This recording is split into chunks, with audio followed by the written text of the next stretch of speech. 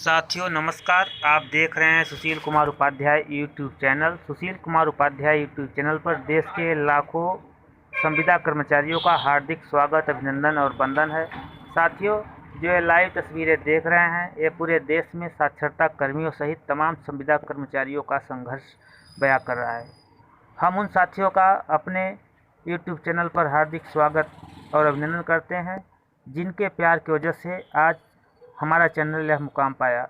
साथियों, यह आपका स्नेह रहा, जिसकी वजह से कि आज पूरा देश का साक्षरता प्रेरक में हमारा चैनल जन जन तक आवाज़ बनकर आपको पूरे देश स्तर से जो भी सूचनाएं निकल कर आती थी, हमारा चैनल आपको देने का प्रयास कर रहा था।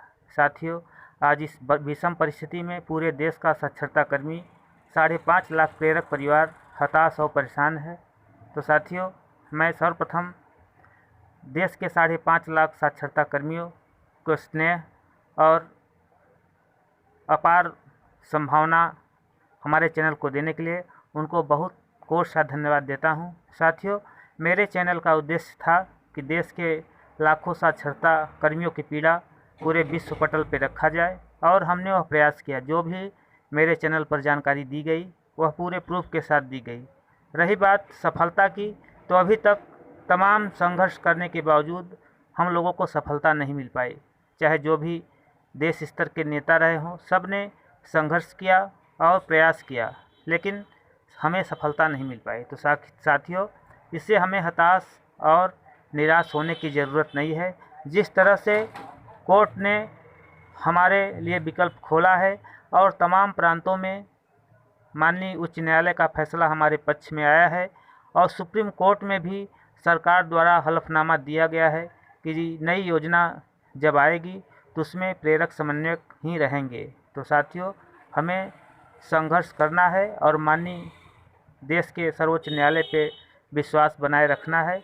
यदि इतने बड़े देश के, जहाँ पे करोड़ों से ऊपर की जनसंख्या हो, जहाँ पे हमारा माननीय सर्वोच्च न्यायालय में सरकार द्वारा हलफनामा दिया गया हो, तो निश्चित तौर पे आने वाले समय में हम अपने मंजिल पर पहुंचेंगे।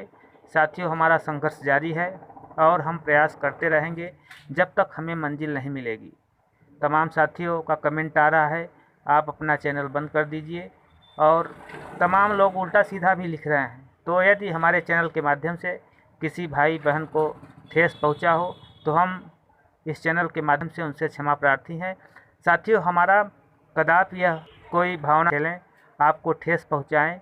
हम केवल आपको सूचना देने के संदर्भ में मैं अपना ये चैनल शुरू किया, और देश के लाखों साक्षरता कर्मियों सहित तमाम संविदा कर्मियों को पीड़ा पूरे विश्व पटल पर रखने का प्रयास किया और जन जन तक पहुंचाने का प्रयास किया। इसमें आप लोग धन्यवाद के पात्र हैं। आप लोगों ने हमारे चैनल पर स्नेह दिया और विश्वास रखा। हमारा भी प्रयास था कि जो भी जानकारी पूरे देश स्तर से निकल कर आए वही मैं आप लोगों को दूं।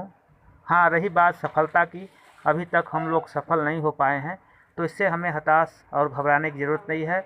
न घबराना कोई विकल्प है। हम देश के 5.5 लाख साक्षरता कर्मियों से अनुरोध करते हैं कि वे संघर्ष का बिगुल फूके रहें और सरकार के विरुद्ध आवाज़ उठाते रहें। हमने अपने जनपद में माननीय प्रधानमंत्री और माननीय मानव संसाधन विकास मंत्री को रजिस्टर्ड डाक द्वारा पूरे मिर्ज़ापुर जनपद से पत्र लिखवाकर उनको रजिस्टर्ड डाक से भेज रहा हूं कि सरकार हमारे भावनाओं से खेली है, और हमारे देश के 5.5 लाख कर्मियों के परिवार जो कि आज भुखमरी के कगार पे हैं, उनके घर में खाने के दाने नहीं हैं, और काफ़ी आशा और विश्वास के साथ आपके अधिकारियों, मानव संसाधन विकास मंत्री के बयान जो उन्होंने अंतर्राष्ट्रीय साक्षरता दिवस पर दिया था कि हम देश के प्रेरकों को हटाएंगे नहीं, उनको अच्छा काम देंगे, लेकिन सब जुमलेबाजी साबित हुई। यह कहकर उनको हम पत्र लिख रहे हैं, और यदि सरकार हमारे भावनाओं से खेल रही है तो आने वाले चुनाव में सरकार को इसका खामियाजा भुगतना पड़ेगा।